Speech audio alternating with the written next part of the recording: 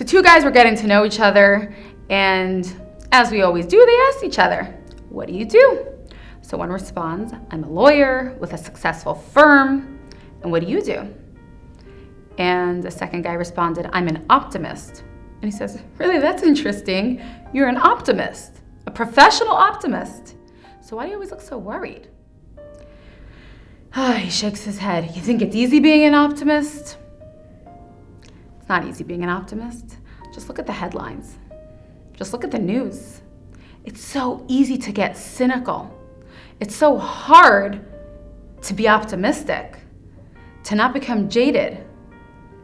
But when we look throughout history, we have role models that teach us how we can keep the optimism no matter what's going on.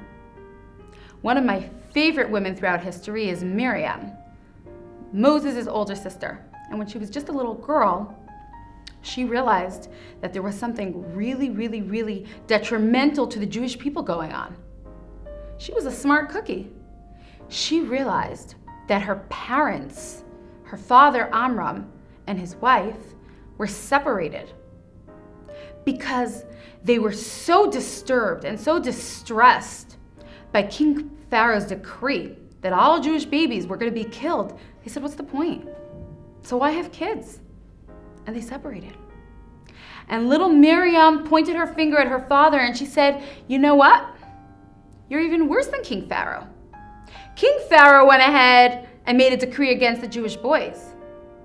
But if you're separate from mom, and if this is what you as a leader are dictating to the rest of the Jewish people, you're not allowing even baby girls to be born. And she gave a prophecy and she said, you'll see there's gonna be a redeemer. And actually her parents listened to her wise words and Moses was conceived. But here's the thing. Moses didn't take the Jews out of Egypt 5 years later, 20 years later. It was a lot longer. And Miriam didn't walk around disillusioned, cynical. I don't know if it's still happening. She was so confident that the redemption would happen. You know what she did? She had a tambourine hanging on her wall. And she said, you'll see, when the Jews are gonna go out of this exile and they're gonna go out, I'm gonna take the tambourine and I'm gonna play it. And what do you think happened? When the time came and the Jews went out of Egypt, Miriam and all the women that she influenced had their tambourines and they started this whole ensemble and they were musically dancing. That tambourine was like Miriam's vision board. That was what she pointed at and she knew this is what she was getting at. So when I think of how Judaism impacts my optimism or my view of living, I think of that vision board.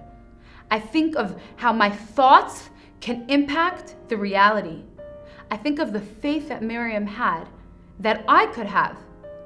And what tambourine do I have to show that no matter what the headlines are saying, I'm confident that this exile will be finished and there's gonna be a redemption and a plan and a positive future for the Jewish people and the entire world.